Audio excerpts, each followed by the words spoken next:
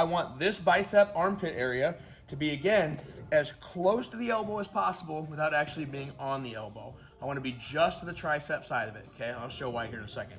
So I pinch, wrap the butt cheek, this arm comes over, pinch, and now I go into my turn back, okay? Now right here, most important thing we're gonna work on all week, how to expose the arm right here to allow me to get the Kimura without launching myself backwards. Meaning, as a general, when I'm trying to get my thumb in here, right, and I'm leaning back to try and create some space to get a grip here, every time I lean back, he's following me. There's no way Jason's gonna leave his arm right there, let me lean back and grab his wrist.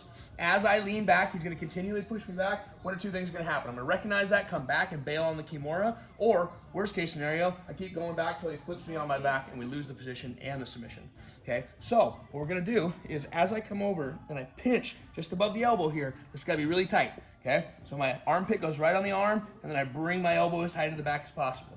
Now again, what we're trying to do is create space between his wrist, his forearm, to allow me to get my hand in here to create my grip. Even if I just got this grip right here, I'm not gonna be able to pull this out. I'm gonna be able to get behind it to shove it, okay? So, with that in mind, what I'm gonna do is start to turn a little bit back towards the mat, right? Coming back parallel with the mat, and I'm gonna present my chest to his forearm. Now, hopefully, if we've created a good enough fulcrum right here, I'll keep it tight, as I do that, it'll expose the arm for me, okay? Without having to lean back. In fact, I'm actually increasing my pressure on the hips here, which is good, okay?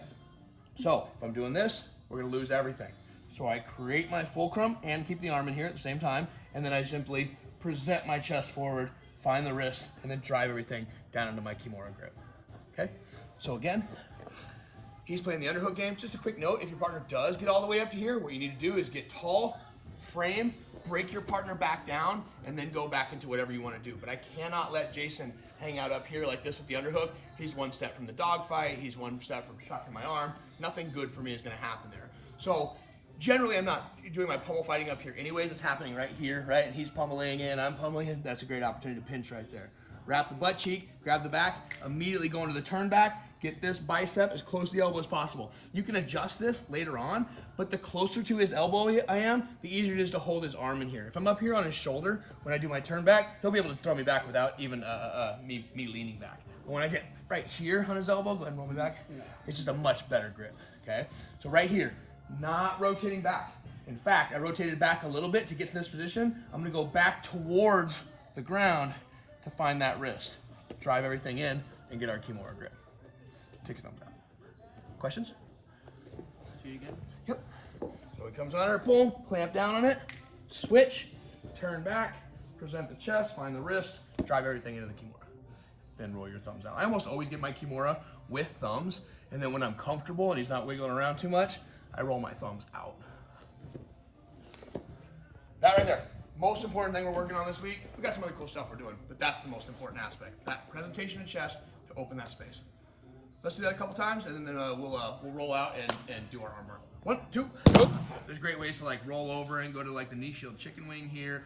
I could work to bring him up further. There's other options. I can move to straight armbar. I personally, the submission I finish more than any other submission in jiu-jitsu is getting to right here, and then as my partner starts to straighten out, I boom, take it to here and I straight armbar him. However, that's not always going to be an option.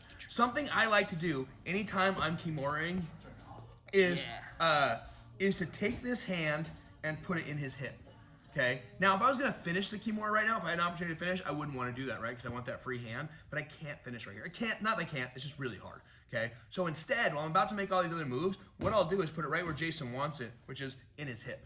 Okay, because he knows he's fairly protected here, and especially in no-gi, I'm not worried about him making his grip. But if I let him put his hand there where he wants it and he keeps it there, I don't have to chase this arm. As opposed to when I'm out here, Jason's constantly trying to straighten his arm. Maybe I have to chase this to straight arm bar or switch to Americana or whatever. But if I put his hand right here and it's where he wants it and where I want it, that's just gonna stay there. So that's more of a tip and trick than anything else, but that's what I like to do is put his hand right there, especially if he's got his gi.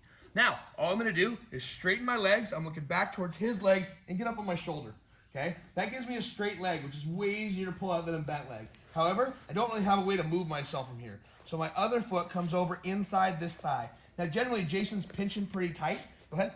And if he pinches pretty tight, it gives me something to push off of. Your leg will come straight out of there, and you're gonna roll over to this position, okay? Now we're here. And actually, I'm just gonna run the same side Kimura again because the group here today wasn't here yesterday, except for Jason. the mic. So, and it's honestly, I think it's the most important. So then, what I'm going to have you do is walk to the north-south position. Okay. Now, the one thing I'm going to add before we get to, we'll throw the last part in here in a second, is when you get here, this elbow that's on his chest needs to go in this hole. Okay. To facilitate that, sometimes I'm going to have to go to a false grip. So that means if I just try to get my elbow in here, sometimes it won't articulate. So I need to punch this arm straight and then bring it back.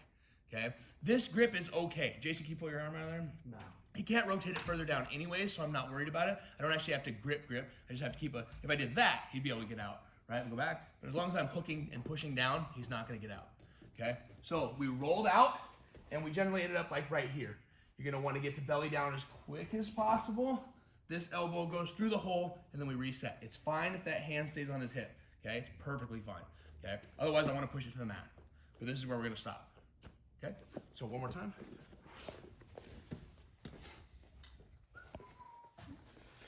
We clamp down. Remember, when you're clamping down, I can't, this is again just really helpful. Don't just drop your weight here.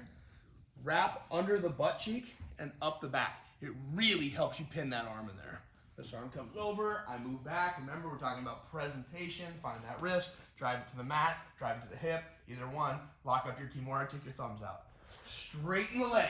Make sure you straighten them. That's everything. Other foot comes in, helps me roll out of there. We end up here. I roll belly down. As I'm belly down, punch, elbow goes in the hole, and now we're about to finish our same side Kimura. Questions? Let's do it. 1, 2. Here's what I want you to do. I want you to take your outside leg, and I want you to step it to 45 in relation to your partner. Okay? So let's go out 45. I guess it's 45 to me right now too, right? Then my right leg is going to come out and come to 90 degrees in relation to my partner. Okay? 45, 90. Now this is really important. As I make this movement, you guys are going to see, if you watch my right butt cheek intently, you're going to see it slide that way. Okay? I do a lot of squats. It should be easy to see. So here, when I sit, I'm not sitting here. See, my butt cheek kind of stayed in place. Okay? What I want you to do is slide out with it. Okay? That creates a lot of tension in the shoulder. Now, to finish, we simply keep the hand down and we lift the elbow. Okay? I want a lot of pressure, my armpit on his shoulder. That's really important. Okay? You also want to make sure that as you go to apply the finish, you're not doing this. That's not good. This all stays. Slide out, lift the elbow. But the hand has to stay down. If I lift them both, nothing happens. Hand stays, shoulder stays, elbow lifts. Did that pop that time? What's that? Did it pop that time? No, you're just patting me back there. All right, you ready? Pretty easy, right? Us. You get all the way up position, same thing. Make sure you step out. Those legs are important. 45, 90, and slide your butt as far away as possible. Shoulder's the most mobile joint in the human body. We need to take a lot of that mobility out.